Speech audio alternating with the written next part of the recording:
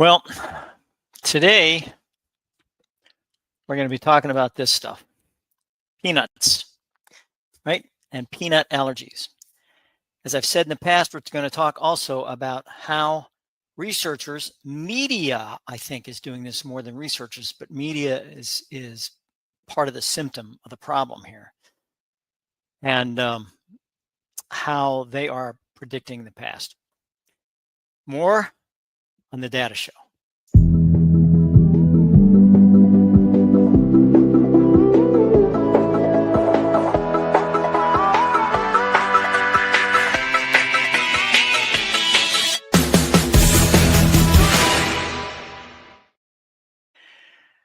Hi, I'm Chris Greco. I'm the moderator on the Data Show.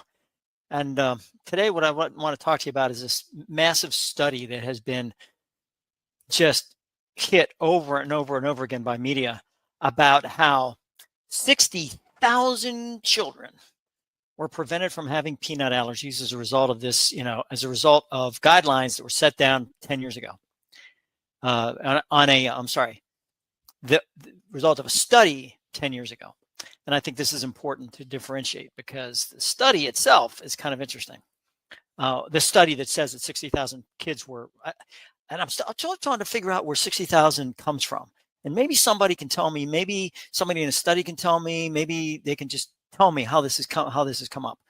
Because 60,000 kids were not, over 60,000 were not tested on this thing. I mean, it was a sampling made from a longitudinal study. Now, a longitudinal study is really important. I think let's just talk about this just for a second. How good is longitudinal? So, what is longitudinal? What does it mean, right? When people talk about longitudinal studies, does it really mean anything? Is it important to have? Is it important to do?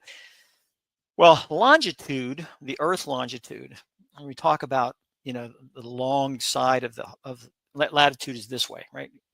The lines go east-west, and the longitude lines go north-south. Longitude has to do with time. It always has to do with time.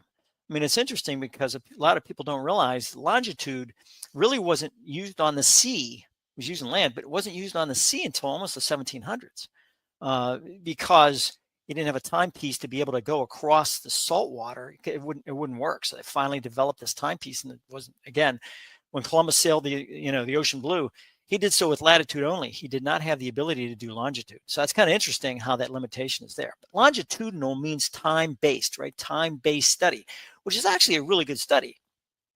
There's a really, really, really good heart disease study, and I think it's the Framingham study. I think the Framingham study, and the Framingham study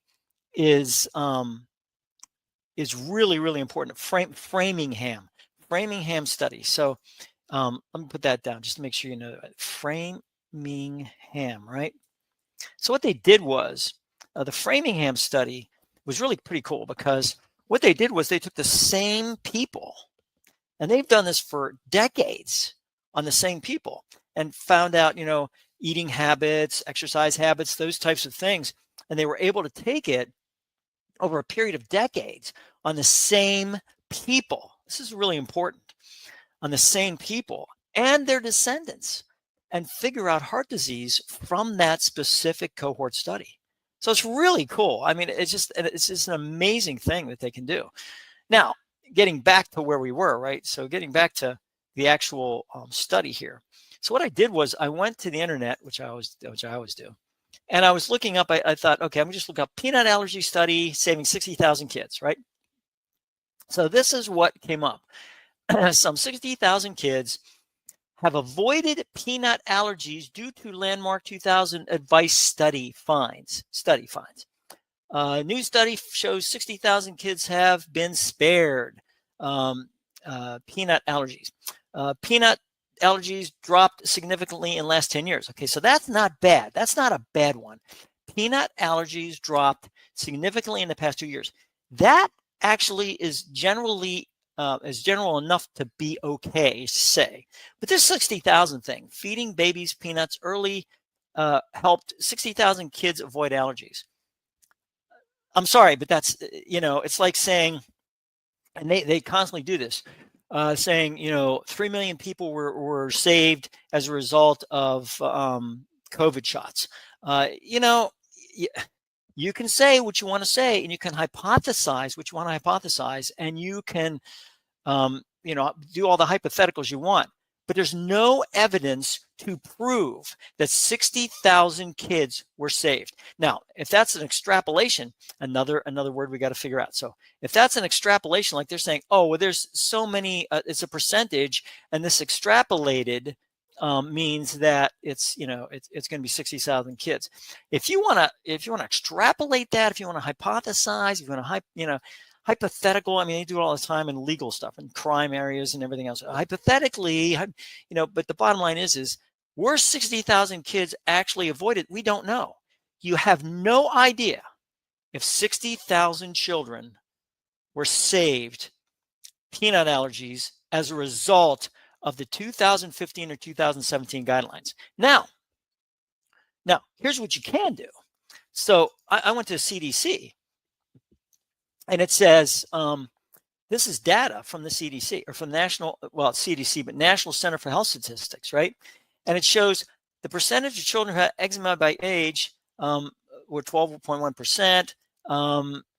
Seasonal allergy, 5.8% of children had a food allergy. 5.8%. Now this was in 2021. Okay, so 2021. Now the study that we're talking about, and we'll go into that study in a second, takes it to 2020. So the study, and this is very important, at least from my reading of the study, and I'll show you the study, and you can make your own decision as to what you want to make of it, is that the study actually took, and it's really a good video if you want to see the video, but it showed, the video abstract is really good, and you need to see the video. In fact, if I can do it, I'll try to show it to you here, and make sure that we can make that work, because I think it's important to understand how this goes. So the children with allergic conditions may have increased healthcare use and decreased quality of life. Food allergies can be life-threatening, and all these things talk about National Institute of Health. Now, so go back to, we're going to go to AP. And AP, this is the AP story on advice to feed babies and early often helped thousands of kids avoid allergies. Okay, AP, of all the media outlets, AP, the Associated Press, to me, try to get it right. They try to make it more journalistic than spectacular. And that's why I like them. That's why I go to them. I'm not endorsing them in any way, shape, or form, but I'm just saying that these AP is a pretty good area. But it says, a decade after the landmark study proved that feeding peanut products could prevent development of life-threatening allergies. Could prevent. New research finds a change had a big difference in the real world. So they go to Dr. David Hill, who is a researcher and author of a study, one of many authors. Okay, he's one of 6 or 7. I'll show you that in the Medical Journal of Pediatrics, which will show. Analyzed electronic health records from dozens of pediatric practices to track diagnoses of food allergies in young children before, during, and after the guidelines were issued, which is good. Longitudinal study, that's really, really good. And I think the study is a good study. And I'm going to show you the study here in a second. But I mean, it's a good study. But why does the media have to pick up on this stuff and say, hey, we saved 60,000 children? You don't know that. You don't know that any more than the man in the moon does. I could come out and say stuff, based on some study somewhere, but that's not. It's called I call it predicting the past. You're trying to figure out, oh yeah, yes, look at all we've done, to be able to save lives. That's predicting the past, but that's not necessarily true. And the reason is because we have things called confounding factors. And I could talk about confounding factors, and I talk about all these things in past shows. Confounding factors. You can't say, you can. You can say whatever you want. You can't prove 60,000 kids were saved, because there are confounding factors that are shoved into the situation. Population change, age change, disease changes. Remember, 2020 was big in COVID. So did COVID have an issue with that? Also, and these are the limitations. The thing I love about the pediatric study, which I'm going to show you here in a second, has to do with what we're talking about from the standpoint of transparency, right? Encouraging trends in pain allergy prevention, real world impact of prevention guidelines. This is the study they're talking about, and this is from American Academy of Pediatrics. So it talks about the whole thing, talks about food allergens, whatever else. Nowhere in here, nowhere is there mention of 60,000 kids. Nowhere. I don't see it. The authors report a 27.2% reduction in the cumulative incidence of peanut allergy among children in the post-initial guidelines cohort. That's the study cohort. It's not all the children in the United States. It's not all the children in the United States. It's a cohort from the electronic medical records from these practices. Okay, so in other words, the sampling is not a random sampling, and they'll sit there and they'll tell you till time, it's a random sampling. It's not a random sampling. It's from practices that are a practicing member of this electronic health record. So therefore, it's not all pediatric practices. It's not all of them. So that's an issue, because what that means is random sampling means every object has an equal chance of being picked. That's what random sampling means, folks. And I think this is, when you say random, right, it means, and this is important, every object, every event, every person, every whatever, has an equal chance of being selected. That's what random means. So this is not a random study. And most clinical trials are not random studies. As a matter of fact, I would venture to guess that a majority of them are not random sampling. And this is also very important, right? Now, let's get down to business here. Peanuts, allergies do exist. And children have adults have peanut allergies. How they get them, what happens, the root cause, they don't know. I mean, they're trying to figure out, maybe it's DNA, maybe it's this, or that, blah, blah, blah, whatever. Bottom line is they do exist and kids do have them. So you treat them. Anaphylaxis. That's not something to take lightly. Die from anaphylaxis. You can die from anaphylaxis. I mean, it's very, very, it can be fatal. So it's very important to be able to do. I mean, I know some people have cinnamon allergies, that have allergies to certain spices, things like that. I mean, it's hard. It's a hard life to live, because you got to make sure that everything is, the ingredients, and you got to tell restaurants this. It's really a tough life to live. So you have this cohort guideline thing, right, going. And I took a look and I thought, this is nice, conflict of interest stuff, and all these things. Now, this was a New England Journal of Medicine study that was done in 2015 that was the basis for this whole thing, right? Randomized trial of peanut consumption, risk for peanut allergy. Randomized trial of peanut consumption. I like that. Okay, so if it was in fact random. So we randomly assigned 640 infants with severe eczema, egg allergy, or both to consume or avoid peanuts until 60 months of age. So let's get down. So let's get down to business. Randomized trial of peanut consumption. We randomly assigned 640 infants with severe eczema, egg allergy, or both. Okay, folks, look. Every object has an equal chance of being selected. Is this randomized? You can randomize the individual 640. Again, 640 that's a pretty good. That's a pretty good population. That's not a bad population that's not a bad population to sample from. So I'm just going to say that right off the bat. 640 is good. Some clinical trials I've seen have five. So it's like, no, that's not enough to get any type of reaction, any type of statistical significance whatsoever, right? But anyways, that's one of them. So then you have this is really good. This is the associate. This is pediatrics, and the nice thing about it is that this was a this was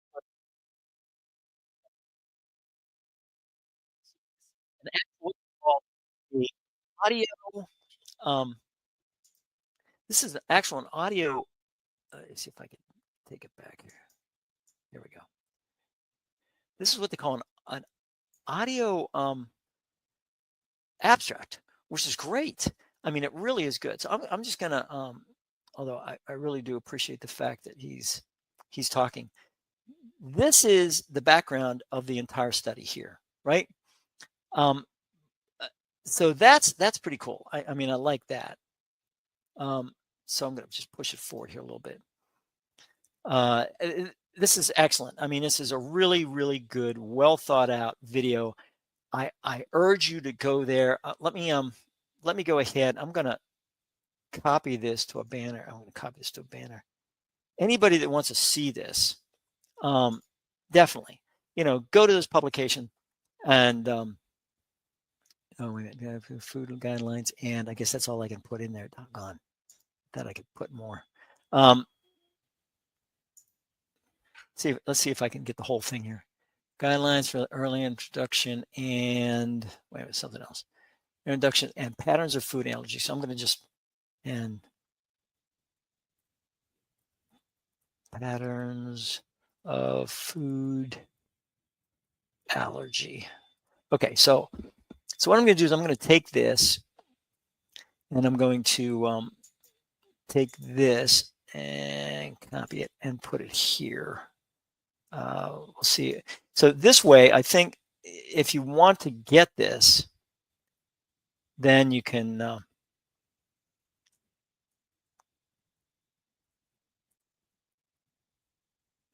so and I think this is important because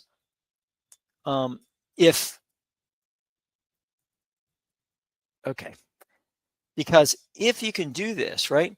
If you can, there we go. This is really, really good. I mean, the whole idea behind this thing was to make sure that they were transparent, and they really did do a great job of being transparent, especially at the end. And I think this is important because at the end, when they talk about this, and I want to go almost to the end here. It's a very quick video too. It's only about like 3 minutes. See? The idea behind this thing was that it's there's real world decrease, right? And that's what he was talking about here. What I like about it is at the end when he talks about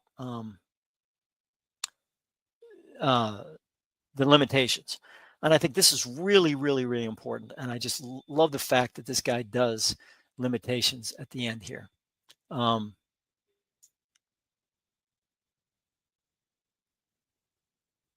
I'm hoping I can just kind of get to that point.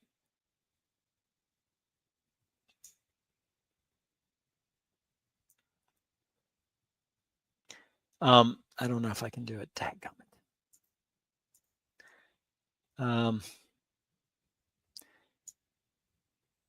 There we go. So limitations. Shoot. Let me just. I want you to just see the limitations area. So I think this is important. So limitations. Diagnosis codes does not equal true disease. So in other words, what they do is they have a lot of what they call diagnosis codes. These codes can, I forget, I think they're 10-digit numbers, and ICD-10, and I don't know whether they stand for International Conference Diagnostics or something like that. But anyways, this is what you put in whenever somebody comes into a hospital, counseling, anything that's done.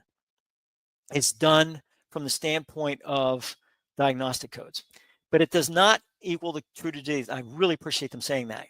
Actual feeding patterns of children are not captured. That's another limitation. And they're more than happy to throw that out there, which is great. And then finally, generalizability to outside health systems are unclear. So in other words, they can't say do this for everybody. It doesn't. So it doesn't necessarily work. So outside health systems means outside of that area, those cohorts that they actually tested, which is really good. In other words, the pediatric study is really a good study. It's longitudinal in nature.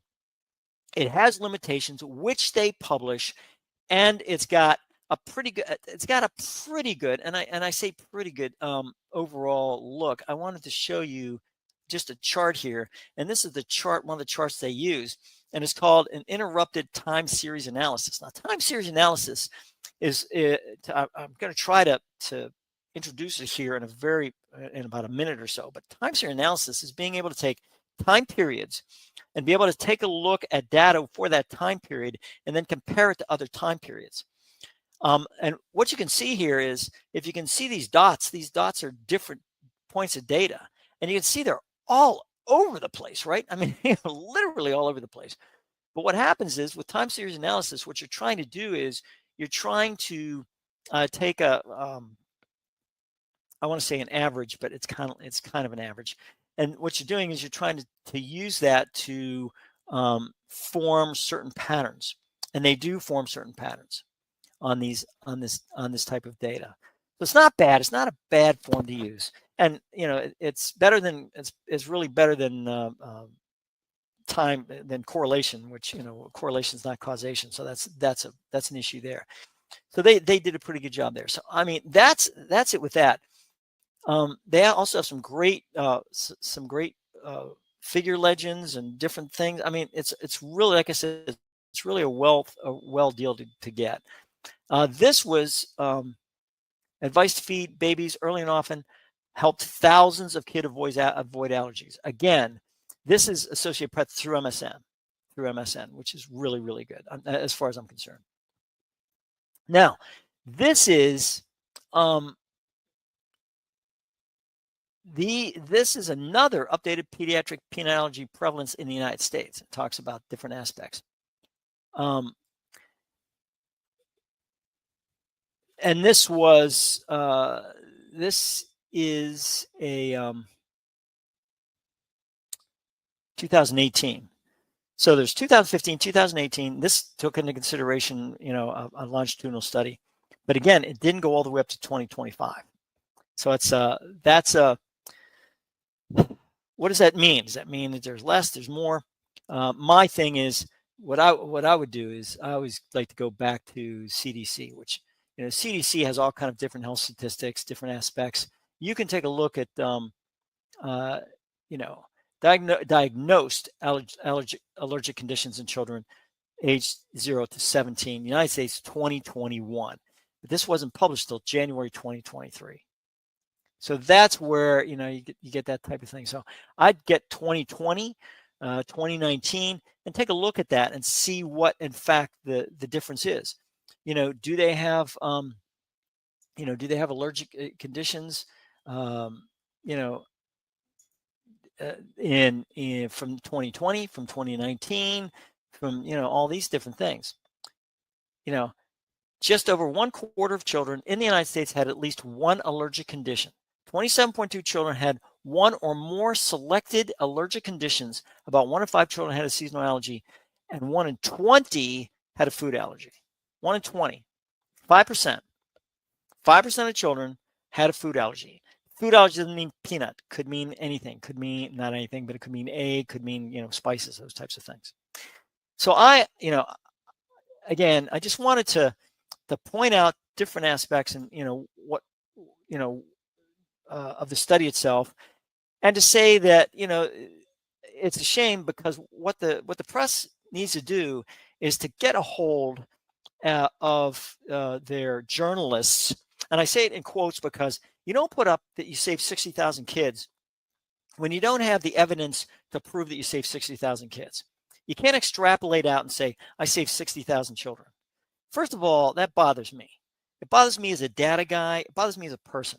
You just can't, don't stop throwing this stuff out like, that somehow medicine is the savior of the world. Yes, medicine is good, and it's getting better every day. And trust me, as a person with heart disease, I'm glad there's good medicine out there. I'm glad there's good cardiologists. But you know something? When we do medical care based on mathematics, we have a problem. You got to do medical care based on people.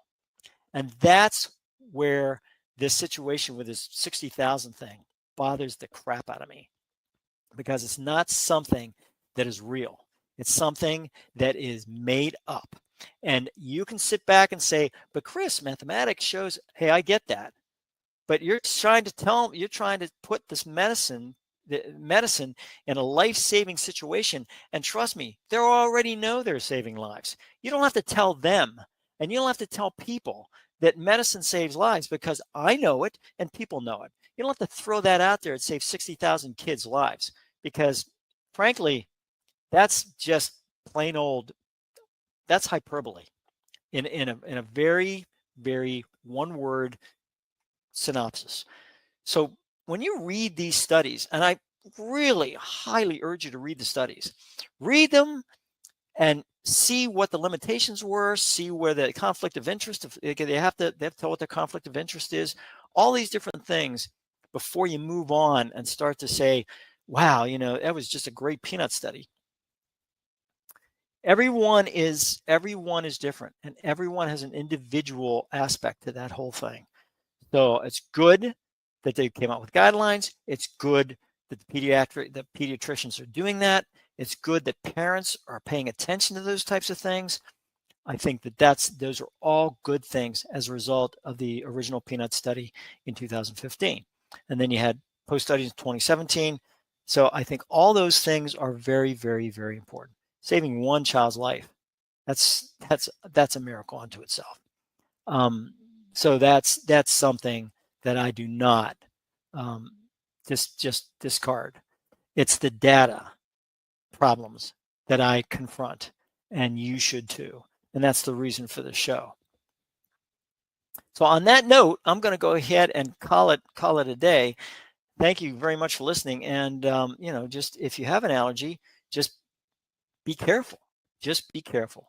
Stay healthy, because there's something about data that if you look at it and you really dig down into the data itself, there's a lot of research studies out there that are very, very good.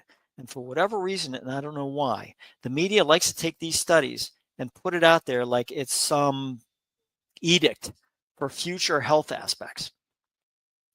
Eat well, exercise, keep your stress down. And in the meantime, this is the Data Show, Chris Greco. Take care, and I'll see you next time. And remember, always,